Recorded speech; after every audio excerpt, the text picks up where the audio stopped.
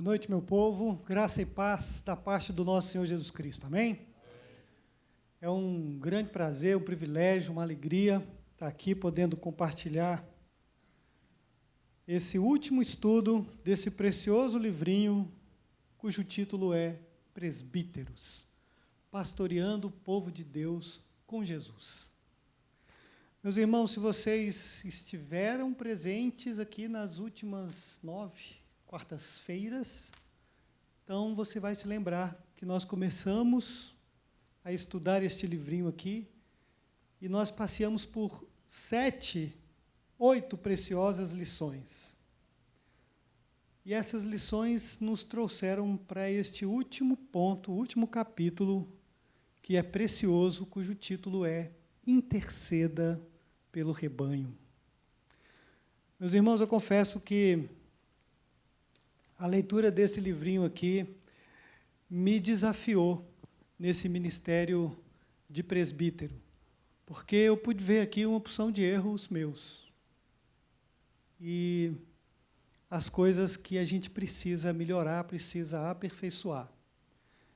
Eu gosto de lembrar de um preâmbulo, de um livrinho que já foi estudado aqui na escola dominical, cujo título era Mordomia Cristã, né? O título do livro era exatamente O Seu Dinheiro. E mostrava como a gente deve administrar os nossos recursos para a glória de Deus. Mas, no preâmbulo deste livrinho, tinha uma mensagem preciosa do autor e dizia assim, que quando Deus permite que alguém vá falar em nome dele, seja de púlpito, seja na sala de aula, seja onde for, é porque Deus quer que o preletor aprenda primeiro. E, de fato, isso é verdade. Então, Deus teve misericórdia de mim e me ensinou muito. E eu vou tentar passar um pouco para vocês no dia de hoje. Meus queridos, antes, porém, eu quero dizer uma outra coisa, ainda estou nos preâmbulos. Quando eu falar aqui a palavra pastor, a palavra presbítero, ou até mesmo a palavra bispo, entendam a mesma coisa, ok? É o mesmo ministério. Só vai diferenciar um pouco quando eu falar dos bispos leigos, ou pastores leigos, que aí somos nós, presbíteros docentes, regentes. Está vendo? Até isso eu misturo, até hoje.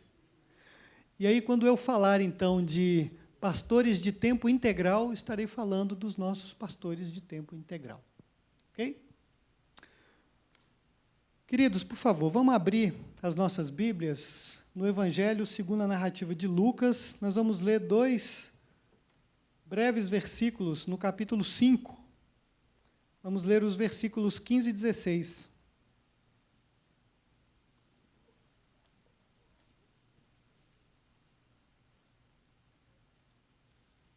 Lucas, no capítulo de número 5, os versinhos 15 e 16. Eu vou ler, os irmãos acompanham. Assim diz a palavra do Senhor. Porém, o que se dizia a seu respeito cada vez mais se divulgava e grandes multidões afluíam para o ouvirem e serem curadas de suas enfermidades. Ele, porém, se retirava para lugares solitários e orava. Estes 2 pequenos versículos aqui podem dar uma espécie de resumão rápido do ministério de Jesus. Jesus veio a este mundo, pisou nesse chão, esteve conosco, comeu a nossa comida, respirou o nosso ar. E o que Jesus fez aqui? Ele pregava, ele curava e ele orava. E aí nós, presbíteros, somos desafiados a seguir um padrão de ministério parecido com o ministério de Jesus. E o ministério de Jesus nessas 2 frentes, pregar e orar. Jesus veio a este mundo e ensinou a palavra de Deus. Nós, presbíteros, pastores, temos que continuar pregando a mesma palavra. Jesus veio a esse mundo, veio do céu, para buscar e salvar os perdidos. E nós temos também a responsabilidade, nós, presbíteros, de ir atrás daqueles nossos irmãozinhos que sumiram da igreja, que estão desviados, que já pertenceram ao nosso rebanho e não aparecem mais. Jesus veio e incorporou a imagem de Deus. E nós temos que imitar Jesus. Mas, especialmente no dia de hoje, nós vamos refletir um pouco sobre essa responsabilidade de orar pelo rebanho. Eu ouso dizer que a oração é o oxigênio do ministério pastoral. Ninguém vive sem oxigênio. E não há ministério pastoral que sobreviva sem oração. Até parafraseando o lema das Déboras, né? Que o lema delas é mães de joelho, filhos de pé. Vamos fazer uma mudancinha. Pastores de joelho, congregação de pé. A responsabilidade da oração é algo sem o qual o ministério pastoral não sobrevive. Eu me lembro quando eu fui ordenado presbítero, há alguns anos atrás, quase 10. E aí uma das coisas que a gente promete na ordenação é orar pelo rebanho. E até ser ordenado presbítero, eu não orava pelo rebanho. Eu tinha as minhas causas, causas familiares, mas orar pelo povo de Deus, confesso a vocês de coração, que eu não orava, não. Mas depois que eu prometi fazer isso diante de Deus, isso tem sido uma preocupação constante. Será que eu tenho orado o suficiente? Sempre nas nossas reuniões do conselho, a gente se lembra de orar pela congregação. E essa é uma grande responsabilidade daquele que pretende ser presbítero. Orar pelos nossos irmãos da fé e da igreja.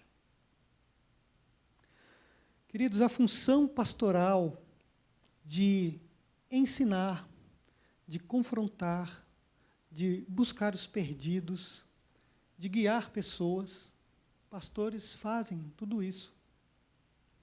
Isso demanda um tempo significativo e também é muito cansativo para a alma. A gente, às vezes, vê os nossos pastores exauridos do ministério pastoral.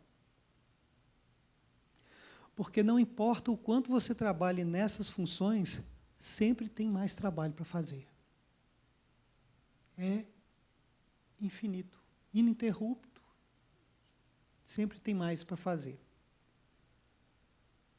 Então, quando é que um pastor poderia dizer, missão cumprida? Não tem missão terminada para pastor. Isso talvez nos remeta àquele modelo que, na nossa primeira conversa aqui que eu tive com vocês, a gente trabalhou sobre o modelo presbítero-pastor. E a gente fez um contraste desse modelo presbítero-pastor com o modelo presbítero-administrador. Porque o presbítero-administrador, ele vem às assembleias, ele vem às reuniões do conselho, depois das deliberações e das votações, ele termina a reunião, faz uma oração e missão cumprida. Nós conversamos aqui no nosso primeiro encontro que esse modelo de presbítero-administrador não é o modelo bíblico de presbítero. O modelo bíblico de presbítero é o presbítero-pastor, aquele que tem comprometimento com os irmãos, aquele que cumpre a sua função pastoral e hoje aquele que ora pelo rebanho. Nós, pastores leigos, então nós presbíteros, regentes, quando a gente se propõe a pastorear, a gente se depara com uma série de limitações nossas. Limitações de tempo, porque nós não somos pastores de tempo integral. Limitação de energia, porque às vezes a gente já está cansado ou tem tantos afazeres naquele dia que a gente encontra limitação até de energia. A gente tem também a limitação de conhecimentos e até de dons. Isso nos leva a um estado tal de humilhação que sem a oração é impossível exercer o ministério de presbítero. Volto a dizer, a oração é o oxigênio do ministério que nós exercemos. O autor desse livrinho precioso, ele diz, nesse último capítulo, uma frase que eu vou ler aqui para os irmãos. Porém, não é só a extensão do trabalho, ele está falando do trabalho de pastoreio, que deveria impelir os presbíteros à oração. É também o objetivo do trabalho. Nós, enquanto investidos de autoridade dada por Deus para pastorear o rebanho, nós temos esse objetivo de orar. Por quê? Porque nós podemos aqui ensinar a Bíblia para os irmãos. Podemos abrir aqui a Bíblia, ensinar as lições para os irmãos, mas nós somos incapazes de fazer que as pessoas cumpram de coração aquilo que foi ensinado. Isso não é trabalho nosso. Nós podemos, inclusive, exortar irmãos em conflito, por exemplo. Mas nós somos incapazes de operar no coração do irmão a reconciliação, o perdão. Por isso, não existe ministério de presbítero, seja regente, seja docente, sem a cobertura de oração. Ainda parafraseando aqui o autor do livro, ele diz que Deus concedeu aos presbíteros um objetivo que só o próprio Deus pode tornar realidade. Veja só, Deus concedeu aos presbíteros um objetivo que só o próprio Deus pode tornar realidade. Ele está dizendo com essa frase aqui que a nós presbíteros, regentes e docentes, cabe a responsabilidade de pregar ao irmão, de exortar o irmão, de caminhar com o irmão, de ensinar, mas só quem pode operar isso no coração de vocês é o nosso Deus. Por isso a oração é indispensável, junto com o ensino. Por isso que a oração é indispensável, junto com a pregação. Por isso que a oração é indispensável, junto com o aconselhamento e junto com todas as tarefas pastorais que cabem aos presbíteros e aos pastores.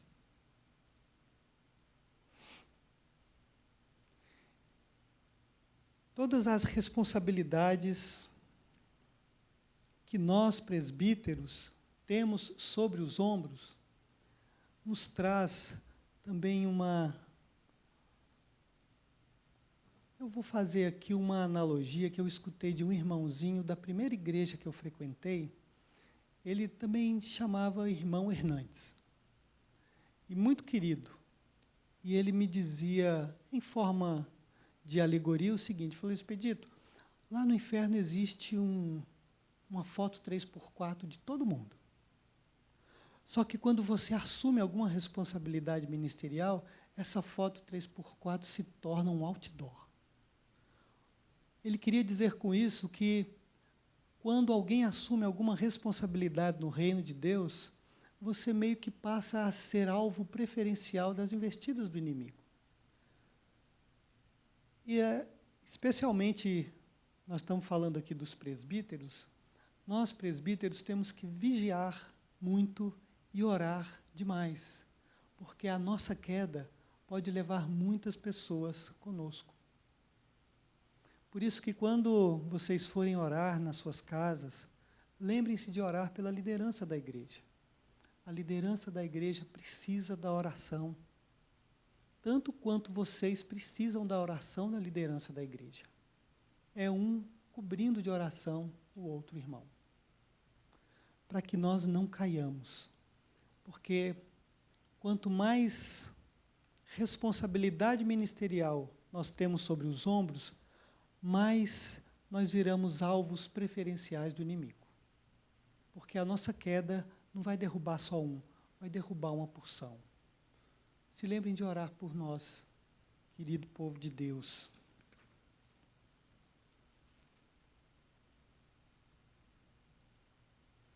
Outra frasezinha muito importante que o autor do livro colocou aqui, que eu queria ler para os irmãos, diz o seguinte: bispos não oram apenas a fim de pastorear como Jesus. Oramos porque precisamos de que Jesus realize o pastorado por meio de nós e para nós. O ministério de presbítero vive da oração.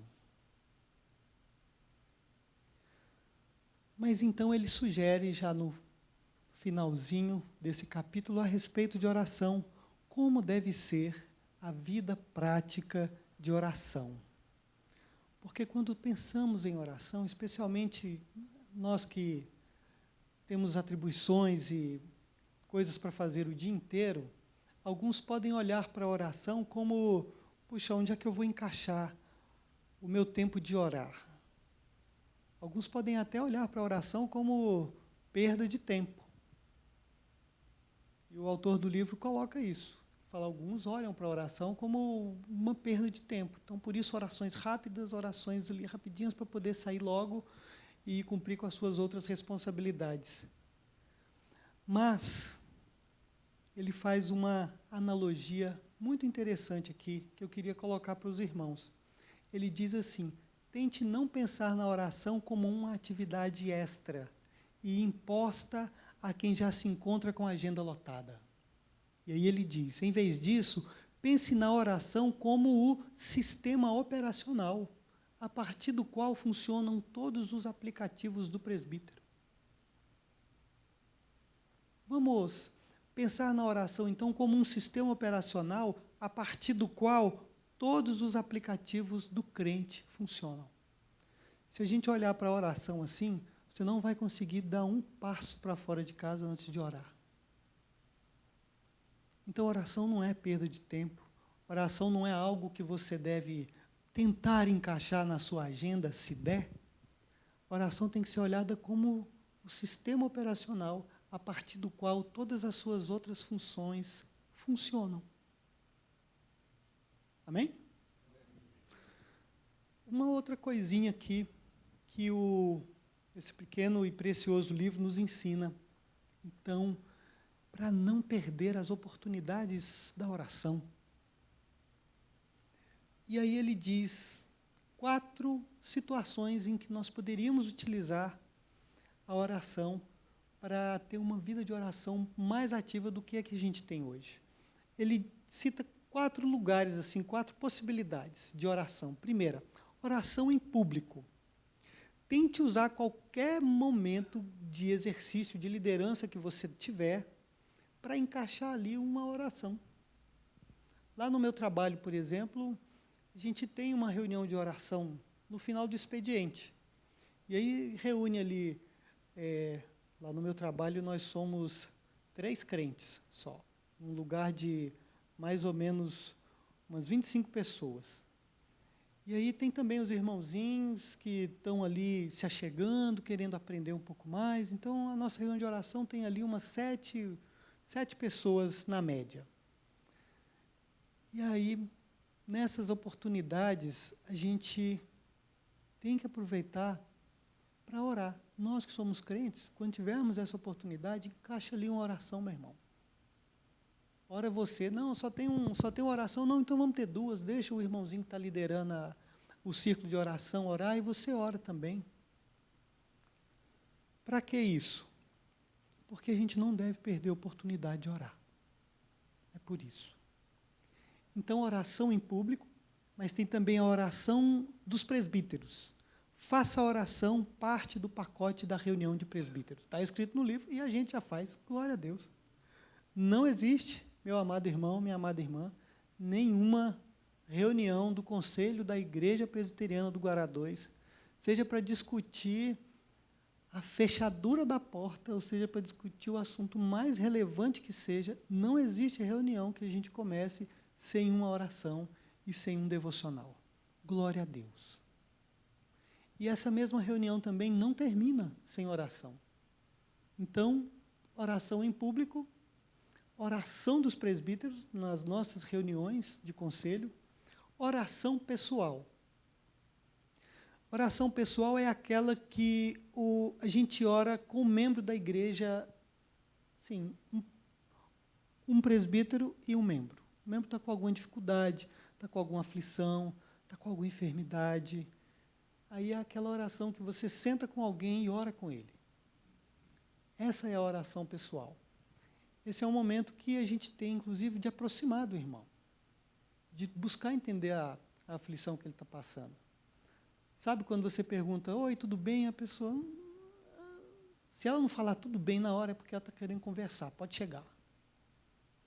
E aí a pessoa está precisando mesmo, às vezes, conversar e receber uma oração, receber uma leitura, aquela leitura exata para o momento que ela está passando, e uma oração, isso é absolutamente indispensável para quem exerce a liderança, para quem exerce o presbiterato. Oração em público, oração dos presbíteros, oração pessoal e, por último, oração em particular.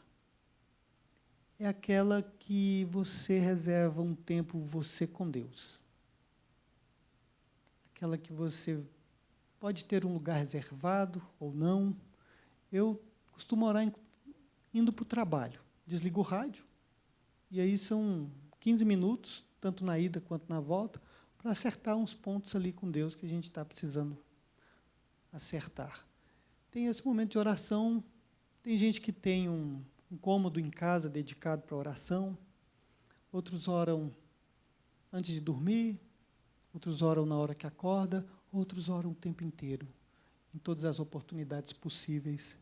Essa oração em particular, ela é absolutamente indispensável para quem exerce qualquer responsabilidade no reino de Deus, especialmente o presbítero, que tem responsabilidade espiritual sobre os membros da igreja.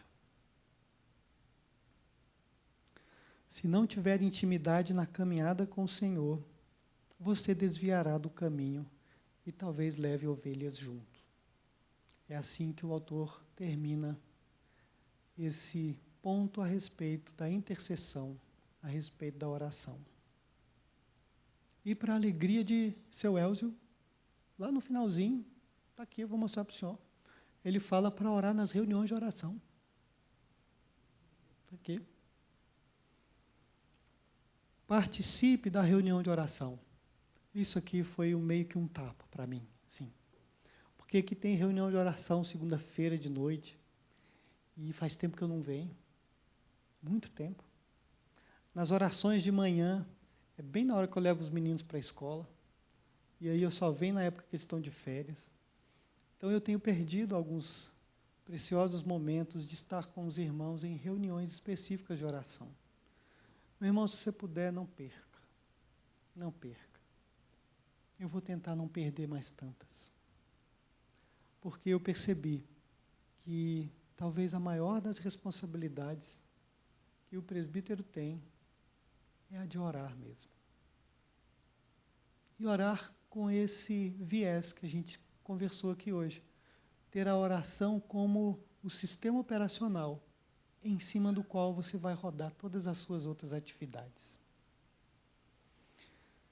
Era isso que eu tinha para compartilhar com os irmãos no dia de hoje, terminando esse último capítulo do livro sobre presbíteros. Vamos orar? Querido Deus, eterno Pai, seja exaltado acima dos céus e toda a terra esplenda a Tua glória, Deus.